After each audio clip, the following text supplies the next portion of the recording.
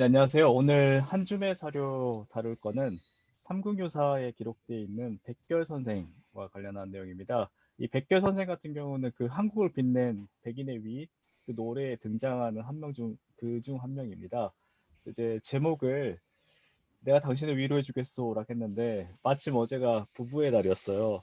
그래서 약간 그런 거 생각하면서 좀 골라봤는데 이 밑에 보면 오늘 나올 얘기들이 이제 좀 그 신라 통우락 해가지고 그 무덤에 같이 넣었던 부장품으로 이렇게 있는데 그걸 좀 활용해서 했거든요. 근데 이 이야기의 대략적인 내용이 뭐냐면 부인이 이제 그 옆집에서 이제 그 쌀을 해가지고 이제 밥을 만드는데 우리는 먹을 게 없다. 그러니까 이제 백결 선생이 허허 부기는 하늘에 달려있는데 왜 배가 고파 내 소리로 당신을 위로해 주겠어 해가지고 힐링송을 들려주는 그런 내용입니다. 그래서 이제 본격적으로 이제 하면 일단 이제 하기 전에 좀 들려드릴 게 있는데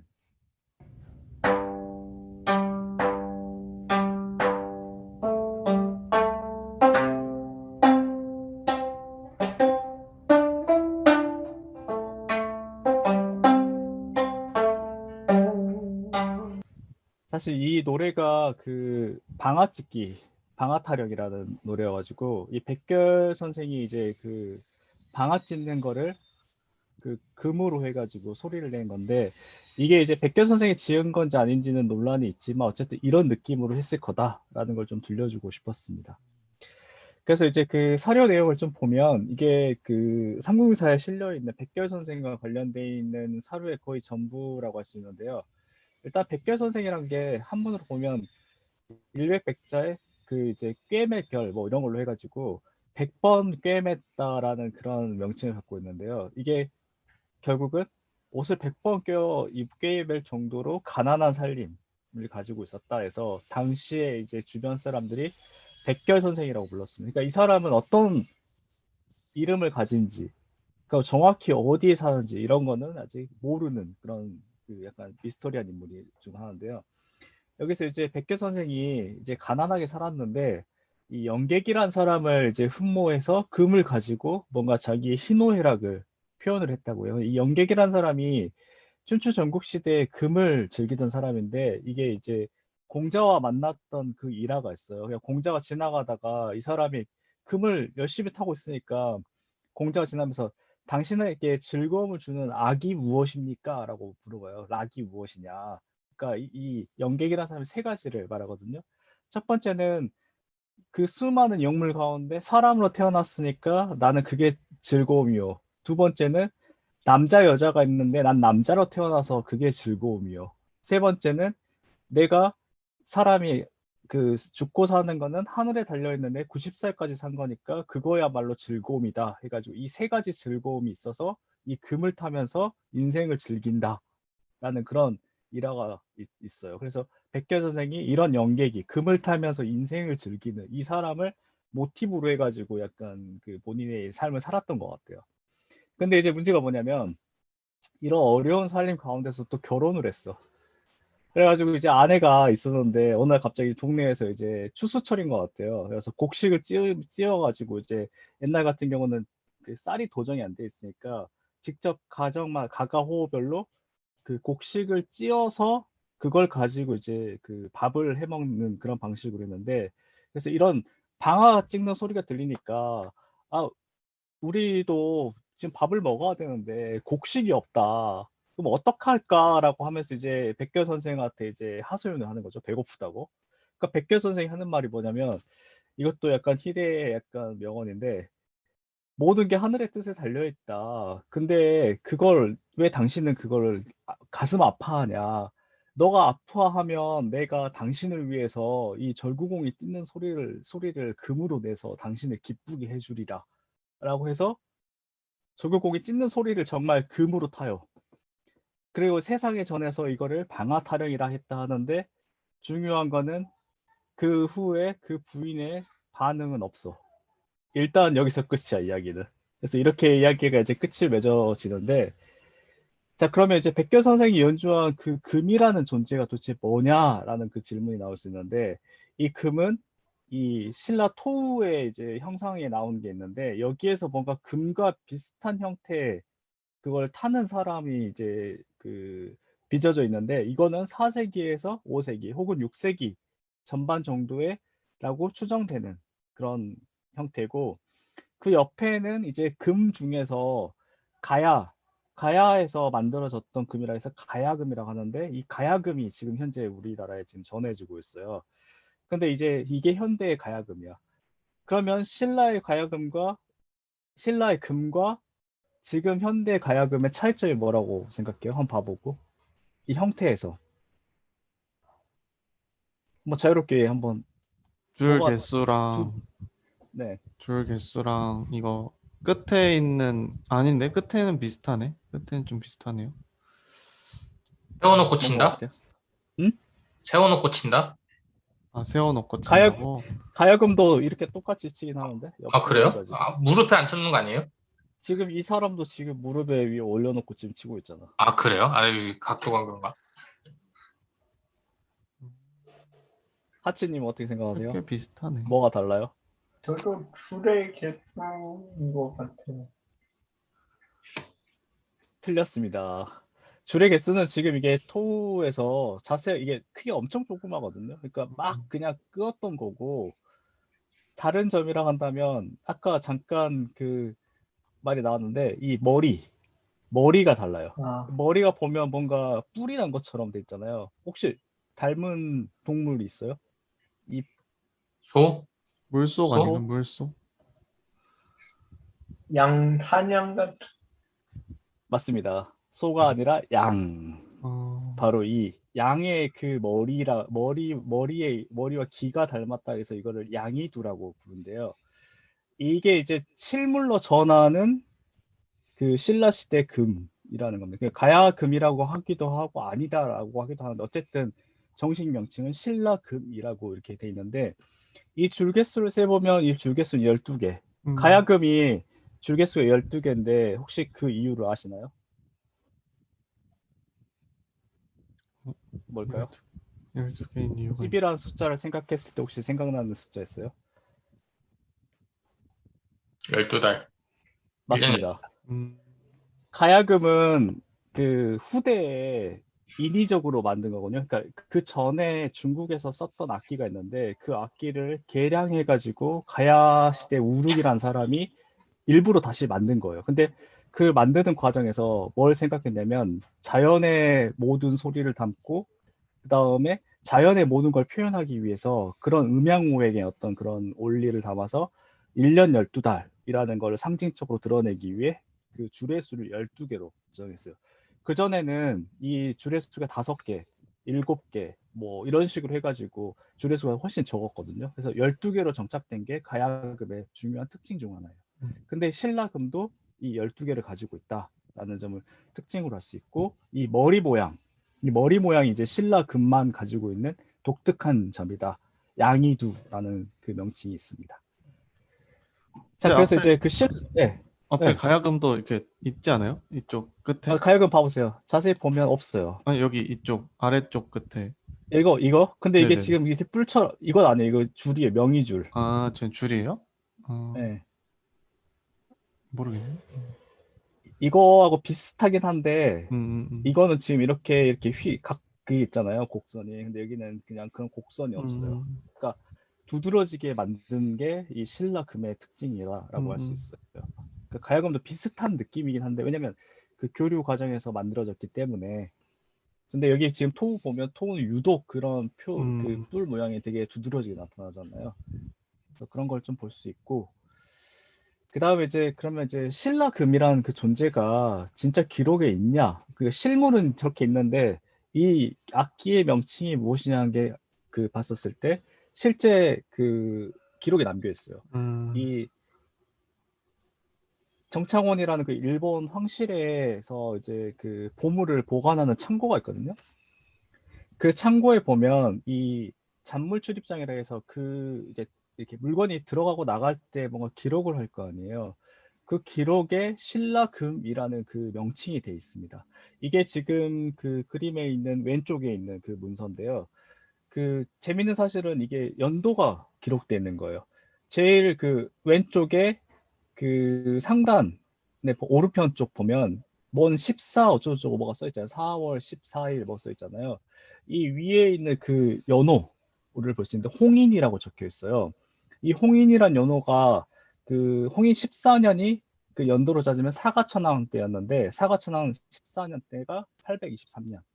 그러니까 823년에 신라금의 일식이 일면이 이제 이 정창에 들어왔다라는 것을 살펴볼 수 있고 실제 사료 기록에서도 일본 문덕천왕실록에 보면 이 850년 기록인데 그 사량진웅이 신라금을 잘 탔기 때문에 이런 어떤 그 신라금을 타는 것을 전수하게 했다라는 걸 해서 봤었을 때 실제 당시 일본에서 이 신라금을 통해서 음악이 연주가 됐다라는 사실을 알 수가 있습니다. 그래서 아마 백결 선생이 연주했던 금 같은 경우도 이것과 유사한 게 아닌가. 그러니까 가야금이 개발되기 전에 초창기 버전의 신라금이라고 할 수 있어요. 아 참고로 이 그 백결 선생이 이제 그 활동했던 시기는 그 5세기 중반 정도의 그 시기에 해당됩니다. 자비왕 때라고 할 수 있고요. 그럼 이 백결 선생이 정체가 뭐냐라는 그런 그 질문이 나올 수 있는데 앞서 봤듯이 그 사료에 나올 때는 백결 선생이 누군지 모른다라고 사료 첫머리에 그렇게 기록이 돼 있거든요. 근데 그 백결 선생의 정체를 찾아냈어요. 자, 한번 이야기를 해볼게요. 이 경상남도 양산에 위치한 양산향교가 있는데 여기에 백결 선생의 영정초상이라고 해가지고 이분을 모셔서 그 이제 매년 제사를 지내고 있는데 왜 백결 선생이 갑자기 양산에서 그 향교에 모시게 됐냐? 아까 분명히 뭔가 신라 왕경이 경주에서 뭔가 살았던 것처럼 그 묘사가 돼 있거든요. 근데 갑자기 뜬금없이 양산에서 이걸 모신 이유 바로 그거는 박재상이라는 그 인물 때문입니다. 그 박재상은 이제 다들 아시겠지만 그 내무왕하고 그 다음 왕 때 그 동생들을 그 고구려와 외에 인질로 파견을 해요. 근데 이제 놀지장이 왕이 오른 다음에 자기 동생들이 보고 싶으니까 이 사람들 구해야 되는데 어떻게 하냐라 하니까 신하들이 이 박재상을 추천을 해줘가지고 박재상이 실제 2명을 구하고 나중에 일본에서 목숨을 잃게 되는 그런 신라의 대표적인 충신 중 한 명인데요. 이 박재상을 이제 그 언급을 하면서 나왔던 중요한 그 지명이 삼량주간이라고 해가지고 간 같은 경우는 그 지역의 뭔가 촌장급 우두머리 이런 그런 뜻이고 이 앞에 있는 삼량주라는 거는 지금의 경상남도 양산에 위치한 곳입니다. 근데 이제 이 양산의 뭐 어떤 지도자급이니까 여기가 박재상의 고향일 거라고 추정을 하고 있고 그리고 박재상은 지금의 영의 박씨의 시조로 언급이 되고 있습니다. 근데 이제 박재상의 활동 시기는 눌지왕 때이고 백결 선생의 활동 시기는 자비왕 때. 그러니까 눌지왕 다음 왕인 자비왕 때라고 보고 있는데 자 이렇게 되니까 영의 박씨 족보에서 말하기를 박재상이 자기들의 시조고 백결 선생의 본명은 원래 박문량이라는 사람인데 이 박재상의 아들이다 라는 이야기까지 이제 해가지고 이 백결 선생의 정체를 영의 박씨에서 발견해냅니다. 자 이렇게 해가지고 백결 선생이 이제 세상에 드러나게 된 걸로 마무리를 지을 수 있을 것 같습니다. 자 그래서 이제 백결 선생의 이야기 사료에서는 아내를 위해 방아 찢는 그 소리를 했는데 결국 현대까지 이렇게 이어지면서 이렇게 이야기가 확대되는 그런 모습을 살펴볼 수가 있습니다. 자 이상으로 마무리 짓도록 하겠습니다. 네, 아. 이 참 그러니까 이 박재상이라고 하면 우리 되게 유명하잖아요. 이 엄청 유명하지. 유명하고 뭔가 그냥 다 데쳐놓고 상상을 해봤을 때 놀지왕이 자기 동생들 이렇게 다시 만날 수 있게 해준 사람인데 그러면 서포트를 많이 해줬을 거 아니에요. 그치. 근데 그 아들이 이렇게 가난하게 산다? 말이 안 되지. 이거 좀 이상한데. 아니 그래서 어떤 근거로 이런 논리가 나왔는지 참 궁금합니다. 이거 아니 사실 딱 썸네일 각은 나오네요. 여기서 왜 재상이 형이 나왔나. 그러니까. 사실 아니 이거지 박대상 싸이 이거지. 아닌가? 사실 백결 선생도 몰랐던 자기 아버지를 찾아준 거야. 그러니까. 내 아버지는 누구? 내 성은 누구였는데 너는 박씨의 물량이고 박재상 아들이라고 음. 결론까지. 아니 이걸 족보를 만들었을 때 뭐 근거가 있었을 거 아니에요. 이게 야, 그거는 이게 봐봐 눌지왕 때 다음 시기에 자비왕 때 백결 선생이 있었으니까 뭔가 여기 나오는 인물이면 굉장히 중요한 인물이었을 테고 그러면 박재상의 아들일 거야라고 그냥 약간 때려 맞추는 느낌이 되게 강해. 아니 뭐, 김보식도 뭐 언제 사람인지 몰랐다. 뭐 어디 사람인지도 몰랐다고 막 했는데 원래 족보는 그렇게 만들어지는 겁니다. 그렇지. 하긴 그렇긴 한데 뭔가 이 집안에서 대대로 내려오던 얘기가 있나 보죠. 이것도 어디 함부로 얘기하면 또 고소당하니까 그 종친회에서. 그렇지 영을 이 되게 근데 근데 고도 제가 권씨 집안 했잖아요. 권씨 집안 했는데 거기 조상 시조가 있거든요. 시조가. 근데 거기선 지금은 이제 다 그 시조가 그 안동건씨 시조라고 얘기를 하는데 조선 세종 때만 하더라도 지금 안동건씨 가장 큰 문파가 있는데 그 문파에서 우리 시조는 이 사람이다 했다가 무슨 말도 안 되는 소리냐고 세종이 직접 니네 그 족보 그거 마음대로 이렇게 만들면 안 된다고 얘기를 해가지고 그 내용을 지었는데 어느샌가 다시 그 사람이 이제 다시 시조가 돼. 어느 순간에 다시. 음, 재밌네. 어떻게 보면 백결 선생이 2대조네 2대조. 그렇네. 그래서 이 양산향교에 가면 박재상하고 백결 선생을 둘이 같이 모셔. 나중에 혹시 갈 일이 있으면 한번 진짜 들어가 봐.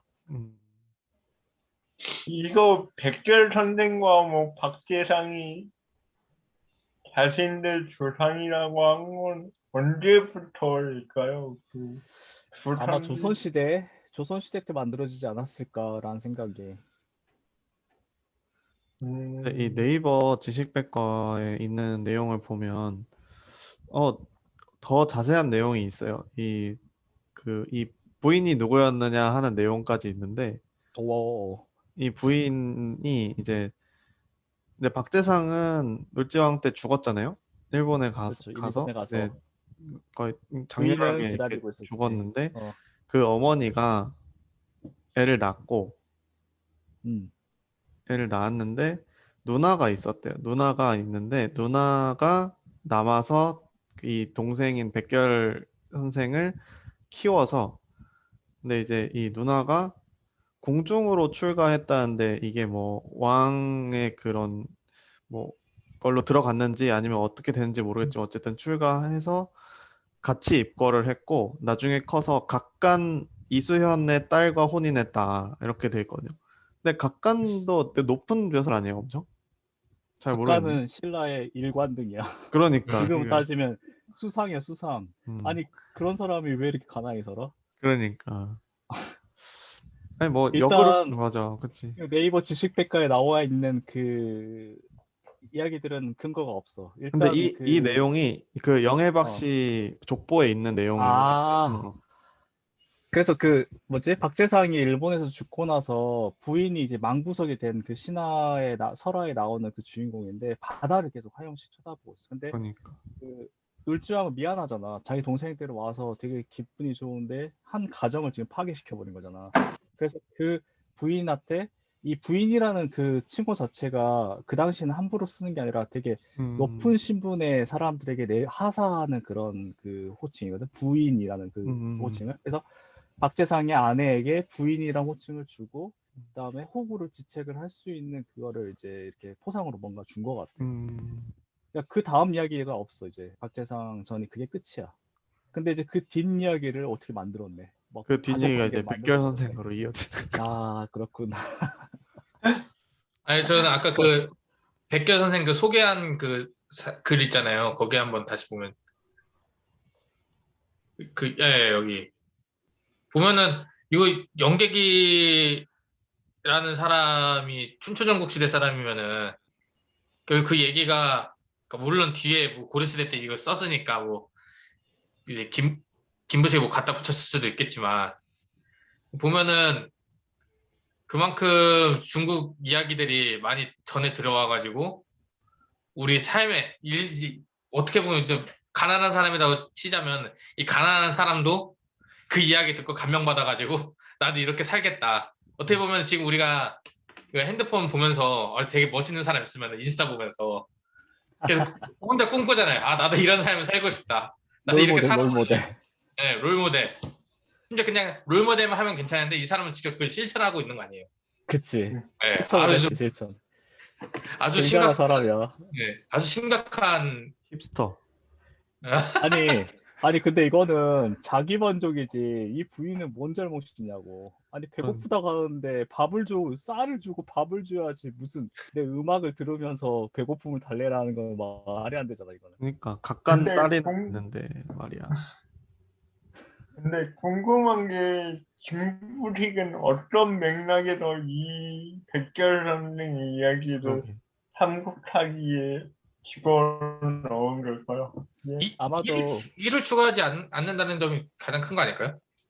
아마도 이 사람이 그 실천했던 게 굉장히 좀 도인 같은 그런 게 있잖아. 근데 그 김부식이 그 사설을 편찬했을 그 당시에 유행했던 게 거사행이 되게 유행했거든. 거사행이라는 거는 스님으로 출가는 안 하는데 되게 스님과 같이 굉장히 담백하게 사는 사람들이 그 이상적인 사람이라고 생각을 했어. 그래서 관료들도 그런 사람들이 되게 유명한 사람들이 많이 있었거든. 그러니까 이 백결 선생이 어떻게 보면 현실에서 뭔가 스님은 아니지만 스님과 같이 굉장히 담백하고 청아하게 사는 굉장히 이상향적인 그런 인간상으로 해서 김부식이 이 사람을 아마 집어넣었던 것 같아. 소개시켜 주려고. 이게 삼국 사기에 백결 열전이 있고 그 악지에 또 있네요, 내용이. 아, 내가 지금 잘못 설명했는데 삼국 유사라고 내가 설명을 했었잖아. 그래. 근데 이게 삼국 사기죠, 유사가 사기. 아니라 삼국 사기에 그게 음. 나오는 백결 선생 그 인물 맞아. 악지도 나오고. 그래서 악지 열. 그래서 하긴 이 내용의 핵심은 그런 인물 소개도 있긴 했지만 이 방아타령이라는 그 곡의 유래, 그 유래가 이런 식으로 됐다라는 거를 설명하기 위한 스토리 텔링으로 이렇게 담아놓은 것 같기도 해. 사실 중국 사서에도 뭐 골계 열전이니 뭐 유현 열전이니 이런 식의 어떤 출자를 정확히 알 수 없는 사람들에 대한 내용들도 들어 있으니까 이걸 통해서 뭔가 김부식이 표현하고 싶었던 내용들이 확실히 있는 것 같고. 그러니까 어떻게 보면 굉장히 그냥 일반 가난한 사람 이야기인데 그거를 굳이 이렇게 열전의 숫자를 해봐도 몇 명 되지도 않거든. 그 삼국사기라는 그 긴 거의 1000년에 달하는 시간 동안에 입전되는 인물은 한 몇백 100명 정도밖에 안 돼. 아, 근데 가난한 그중에서 사람이라니요. 박길항 아들이라며. 가난하잖아요. 아빠가 대상이어도 그렇지. 재테크 못하면 망할 수도 있는 거죠. 그럼 그럴 수 있지. 그렇지, 그래. 어. 그래, 갑자기 망할 수도 있고 엄마 아빠가 갑자기 없어서 아니면 과하게 투자했다가 나름 건조하게 살면서 노블리티 오블리티에도 그렇지. 아니 근데 그거 치고는 밥을 안 먹는 건 왜? 그러니까 그거에 대한 불만일 수 있는 거죠. 아 그러면 창고에는 쌀을 쌓아뒀는데 다이어트. 그래. 근데 저는 아, 역으로 정말. 이런 생각도 드는 게 이게 이 시점이 한 해가 저물려고 할 때잖아요. 이게 곡식이 거의 없는 때잖아요, 사실.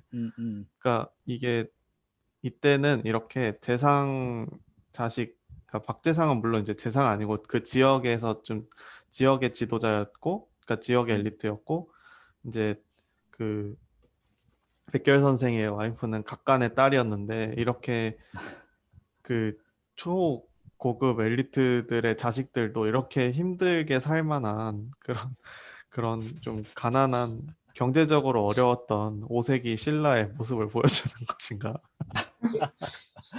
굉장히 역사적 상상이 깃들어 있는 해석이네. 그러니까요. 아 근데 나 이걸 보는 순간 드는 게 그 감수성 차이가 굉장히 심했던 것 같아. 아까 그 김부식이 이 사람을 굉장히 이상향적인 어떤 인간으로 굉장히 훌륭한 사람이었다라는 그런 맥락에 담겨 있다고 이야기를 했는데 지금의 관점에서 보면 사실 이 사람은 되게 무능력한 남편이고 아, 되게 그죠. 무책임한 가장일 뿐이야. 그러니까 아내가 밥 주라면 밥을 주고 밖에 나가서 돈을 벌어야 되는데 지금 백결 선생에서 백결을 꿰은 것도 다 아내가 했을 거 아니야. 자기가 깬 게 그렇지, 아니라. 맞아. 바로 아, 정말. 등짝 스매팅 나가죠, 진짜 이거. 이거는 정말 딱 보는 순간 딱 백결 선생이 훌륭하면 아내의 그 고통이 그러니까 느껴져가지고 굉장히 준비하는 과정에서도 뭔가 화가 나더라고. 그렇네. 이 결도 아내가 다 결했겠네. 그러니까. 아, 끔찍하다, 정말. 진짜. 참.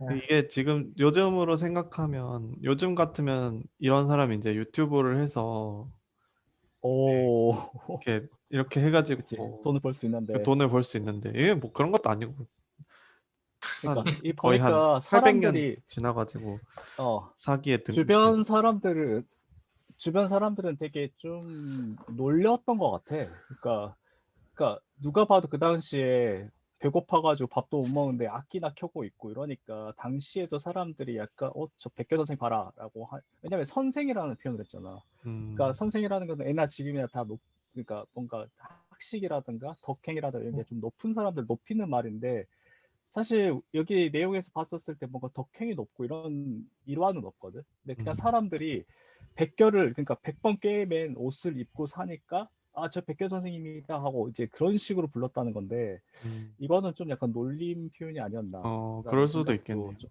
들어. 맞아. 이거 내가 삼국사기 아내라면 당장 가야금 불태운다. 이거 삼국사기에서는 기사 내용이 여기서 시장에 끝이에요? 팔아먹는다 진짜. 이게 끝이야. 방아 이게 타령이라고 끝이에요? 했다라고. 그러니까 그 아, 뒤에 이제 부인의 이야기는 이제 없어. 아니 그 옛날에 저 어렸을 때 웅진에서 한국의 역사라고 한 18권짜리 있었어요. 음. 그 감수를 변태수 선생이 했던 그 책인 만화책인데 이 결말은 거기서 결말이 나와요. 맞다. 결말이 어, 있어 이게. 그 음악 들으면서 마을 사람들 되게 결말이 있어. 감동받아가지고 막 뭐 이것저것 들고 와가지고 막 주고 막 서로 그 집 앞에서 막 서로 아. 춤추고 막 이렇게 끝난다고 막. 버스킹을 한 거구만. 결국에 유튜브를 했네. 버스킹을 했네. 결국에는. 아니, 봐봐. 현대인들이 보기에 이게 감수성이 이해가 안 되잖아. 그러니까 아이들에게는 이건 굉장히 충격적인 결말이거든. 그러니까 봐봐. 배고프다는데 밥을 안 주고 악기만 키면 이거는 아이들에게 배움을 줄 수 없어. 교훈을 주기 위해서는 자, 이렇게 착한 일을 하고 능력이 있으면 얘 주변에서 도와준다. 그렇지. 욕심도 안 거를 부리고. 그치, 욕심도 안 부리고 하여튼 하늘이 도와준다라는 거잖아. 그러니까 동화책에 굉장히 그 멋들어지게 이게 결말을 내줬네. 그렇게 따지면 배짱이는 참 억울하네. 개미와 배 똑같은 건데 개미와 배짱이에서 그렇지. 어, 맞아. 참 아이고, 진짜. 참. 저는 또 이제 약간 우리가 마무리할 때가 다 돼가는데 이 백결 선생의 와이프가 얼마나 힘들었을까 또 생각이 드는 게 옷만 100번 꿰맨 게 아니라 자 보세요. 영계기의 사람됨을 사모하여 금을 가지고 다니면서 기쁨과 노여움, 슬픔과 뭐 그리고 못마땅한 일들을 다 금으로 표현한 거예요. 그러니까 이 인간이 말을 하나도 안 하고 무슨 감정 표현을 다 이걸로 하잖아. 그러니까 얼마나 와, 천불 진짜. 난다고 천불 나지. 그러니까 이제 아, 마지막으로 우리 집에 곡식이 없는데 니 그거 과연 금만 따고 있으면 네가 뭐 하냐 이렇게 하는데 이제 아, 마지막 대못을 박는 게 죽고 사는 거 하늘에 있다. 진짜 이거 약간 극화하면 굉장히 그러니까 이게 미화된 거잖아. 그러니까 그러니까 아내의 그 빡침을 만약에 정말 사실적으로 그랬다면 뭔 말해가지고 예를 들어 이제 바가지를 긁는다 해봐. 막 뭐라고 불평불만 옆에서 궁시렁궁시렁 대면 백결 선생 아무 말도 안 해. 그냥 금만 타. 그러니까 그리고 옆에서 또 궁시렁궁시렁 기타 타면 또 그러면 또 금만 타. 그 와이프 입장에서는 진짜 이거 아주 천불나지 진짜. 말을 좀 그러니까 하라고 말을 이렇게. 아 아유 정말. 그대가 예술을 어찌 알겠소. 어, 야, 열받아. 자, 우리 나의 여기서 다시 라스트 피디, 나의, 어, 나의 라스트 피디들 네가 알아? 그러면서 아니 이게 참 우리도 이걸 보면서 이제 교훈을 얻어야 되는 게 우리가 공부하는 거 다들 좋아서 하는 거지만 하늘의 뜻에 달려있다 하지 말고 스스로의 노력으로 벌고 살 거를 좀 마련할 필요도 있다라는 그러니까. 교훈을 좀 얻었으면 좋겠다는 그러니까. 생각이 든다.